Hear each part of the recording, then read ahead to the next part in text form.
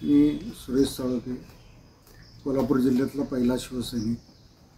माझी आणि बाळासाहेबांची भेट अचानक अशी झाली. मी मुंबई बघायला जात असताना बांद्र्यावर वरळीला तिथं CPSला फिरायला चाललो होतो आणि त्यावेळेस चालत मुंबई फिरायचं. कलानगरची कमान दिसली. त्यावेळेला पूल वगैरे काय नव्हते, लांबनच कमान वगैरे दिसायची. आणि त्या कमानीत माझा मित्र म्हटला की या कमानीच्या आतमध्ये बाळासाहेब ठाकरे राहतात, ही कलानगरची कमान आहे. मग चला म्हटलं जाऊया आपण, बाळासाहेब ठाकरे काय तिथं बघूया. माझ्या मनातला बाळासाहेब ठाकरे म्हणजे 6-6.5 फूट उंच, दंडा, असा मजबूत दणकट माणूस जो मुंबई आपल्या कब्जामध्ये ठेवतोय. त्याची शारीरिक क्षमता किती ताकदीची असेल अशा माझ्या डोक्यात मनात एक कल्पना असायची की बॉस म्हणजे कसा असावा, मुंबई ताब्यात ठेवणारा माणूस कसा मजबूत असेल, असे डोक्यात माझे विचार होते. आणि अशा विचारातनं मी मातोश्रीवर भेटायला गेलो. राजे बाळासाहेबांचे PA हे नखं काढत होते. त्यांनी विचारलं कुठून आला आहे. मी म्हटलं कोल्हापूरून आलो आहे. तर कोण पाहिजे होतं. मी म्हटलं बाळासाहेब ठाकरेंना भेटायचं. जावा म्हटले. आत बसले. आतल्या खुर्चीवर कोणतरी एक व्यक्ती पेपर घेऊन असं वाचत बसलो. मग आत गेलो, बसलो. त्यांनी विचारलं कोण पाहिजे. मी म्हटलं बाळासाहेब ठाकरे पाहिजे. ठीक आहे बसा म्हटलं. आणि 15-20 मिनटं गेली. परत विचारलं कोण पाहिजे. मी म्हटलं बाळासाहेब ठाकरे पाहिजे. मला म्हटले मीच बाळासाहेब ठाकरे बोल. मी खुर्चीत ओढालो की अशा माझ्या डोक्यातले बाळासाहेब आणि समोर बसलेले बाळासाहेब यामध्ये जमीन आसमानचा फरक होता. आणि असं असूनसुद्धा मुंबईवरती कब्जा, मुंबईवरती दहशत, मुंबईवर ताकद, मुंबईवर सत्ता बाळासाहेबांनी कशी मिळवली असेल हे डोक्यात कल्पना आली. आणि मग बोलता बोलता बाळासाहेब म्हणले का आला होता. तर आता असं म्हणू शकत नव्हतं की सहज बघायला आलो तुम्ही.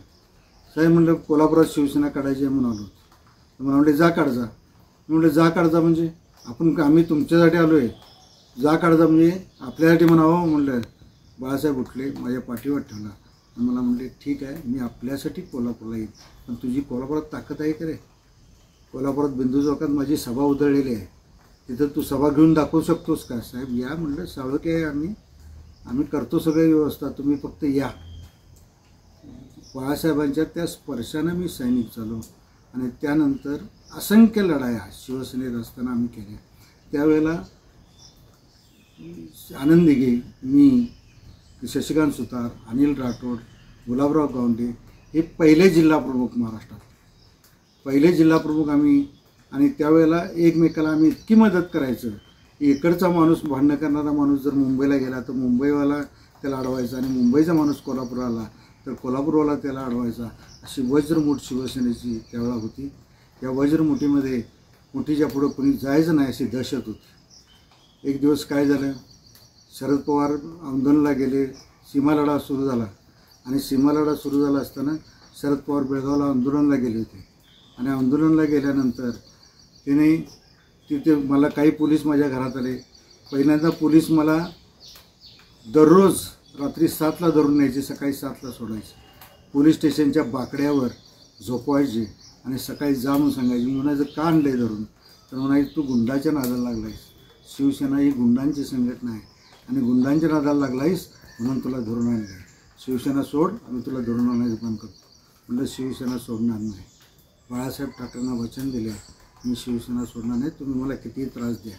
माझे कपडे इसकटायचे, माझी भांडी इसकटायची, माझं जेवण इसकटायचे. आणि एक दिवस शरद पवार बेळगाव जाणार म्हणताना कोल्हापुरात श्रीरंग मोरे नावाची PI होती राजवाडा पोलीस स्टेशनला, ती घरी आले आणि माझ्या आणि त्यांचं भांडण झालं. माझ्या वडिलांनी ते पाहिलं. माझे वडील गरीब होते. माझ्या वडिलांनी ते बघितलं, त्यांना समजना काय झालं आहे. आणि मी PI भांडत होतो. आणि मी नंतर पोलीस स्टेशनला येतो म्हणून सांगितलं आणि गेलो. पोलीस स्टेशनला गेल्यानंतर चर्चा झाली आणि तिथं मला त्यांनी सांगितलं की शरद पवार बेळगावनंच निघाले की तुम्ही कोल्हापुरातून निघायचं, पोलीस स्टेशनमधून निघायचं. शरद पवार बेळगावला आंदोलनाला गेले, तिथल्या सरकारनं त्यांना कोल्हापुरात आणून सोडलं. आणि आमच्या त्यावेळच्या सरकारनं आम्हाला उचलून कळंबा जेलमध्ये नेऊन ठेवलं. 9 दिवस कळंबा जेलमध्ये होतो. 9 दिवसामध्ये वडिलांनी माझ्या शॉक घेतला आणि माझे वडील मला सोडून गेले. पण त्यावेळेलाही मला जामीन द्यायला कलेक्टर तयार नव्हता. माझा वडील भाऊ कलेक्टरना भेटला. म्हटलं माझ्या भावाची काही चूक नाही, गुन्हा नाही, काय नाही, आणि त्याला विनाकारण बिनगुन्ह्याचं जेलमध्ये ठेवलं आहे, तुम्ही सोडायला सांगा. ते म्हणजे शिवसेना सोडत असेल तो असं लिहून देऊन दे. मी शिवसेना सोडली, त्याला जेलमधून बाहेर काढतो. SP ऑफिसला गेल्यानंतर SP पण सुद्धा तसंच सांगितलं त्यावेळेला. मग शेवटी कोर्टाच्या पाया पडले आणि कोर्टाला सांगितलं की बाबा कुठलाही गुन्हा नाही, आमचे वडील एक्सपायर झाले आणि देह आम्ही घरी ठेवला आहे आणि त्याला जामीन दिला. आणि कोर्टाला दया आली आणि कोर्टाने मला जामीन दिला. आणि तिथनं घरात आल्यानंतर मला सांगितलं, बघ तू गर्दी कसली, तर वडील वाढले. तेव्हा काही जण माझ्या कानातून सांगत होते, बघ सुरेश, शिवसेना काढलीस, बाळासाहेब ठाकरेच्या नादाला लागलास म्हणून तुझा बाप केला. मी म्हणलं माझा बाप जरी गेला असला तरी या महाराष्ट्राचा बाप, हिंदू हृदय सम्राट शिवसेना प्रमुख बाळासाहेब ठाकरे जोपर्यंत आहे तोपर्यंत मी कुणाला एक भीत नाही. आणि मग त्यानंतर एक वेडा फिरतोय तसा वेड्यासारखा जिल्हाभर फिरलो, वेड्यासारखा फिरलो. जिथं माणसं दिसतील तिथं जायचं. शिवसेना म्हणजे काय, बाळासाहेब ठाकरे म्हणजे काय, मराठी माणूस म्हणजे काय, मराठी माणसाच्या हातून उद्योगधंदे कसे चालले हे सगळं त्यांच्यावर बिंबवायचं, त्यांना घ्यायचं परत आणि त्यांना परत घेऊन त्यांच्यावर गप्पा मारायच्या आणि त्यांना कुठल्याही परिस्थितीत तू शिवसेनेत आला पाहिजेस म्हणून त्यांना त्या पोरांना सगळ्यांना ग्रुप करायचं आणि त्या पोरांना ग्रुप करून शिवसेनेत आणायचं. आणि मग तिथनं पुढं जायचं, पुढच्या गावात पण तशीच परिस्थिती. असं वड्याला आंघोळ करायची, नदीला आंघोळ करायची आणि भीक मागून म्हणजे चटणी भाकरी मागून खाऊन शाखा स्थापन करायची. अशा जवळजवळ 1600 शाखा मी जिल्ह्यामध्ये 3 वर्षामध्ये उभ्या केल्या. पण त्यावेळेची एकजूट, प्रचंड एकजूट होती. कुणाला धक्का लागला, कुणाला कानपडात लागली तर चंदगडच्या माणसाला कानपडात लागली तर पन्हाळ्याच्या माणसाला कळायची. एवढी एकजूट शिवसेनेमध्ये प्रचंड प्रमाणात होती आणि आज ती आम्हाला बघायला मिळत नाही, हे आम्हाला वाईट वाटतं. बाळासाहेबांचे माझे संवाद म्हणजे संघर्षाची भूमिका असायची कायम. मी जेवढं बाळासाहेबांवर भांडलो तेवढा कोणच भांडलं नसेल, पण बाळासाहेब वर्ण कठोर दिसायचे पण अतिशय आत्मप्रेमळ, अतिशय प्रेमळ मनाचा माणूस मला बघायला मिळाला की बाळासाहेब ठाकरे. मी आपल्याला विधानसभेची आठवण सांगेन. विधानसभेत मी गेलो आणि एक दिवस त्यावेळेला मोबाईल नव्हते, TV बंद होते, लँडलाईन आणि TV. आणि अशा परिस्थितीमध्ये आम्हाला सकाळ सकाळ बातमी समजली की बाळासाहेब ठाकरेंना अटक झाली. काही लोक म्हणतात बाळासाहेब ठाकरेंना अटक झाली, काही लोक म्हणतात बाळासाहेबांना अतिरेक्याने गोळ्या घातल्यात, काही लोक म्हणतात बाळासाहेबांच्या अतिरेक्याच्या ताब्यात बाळासाहेब आहेत.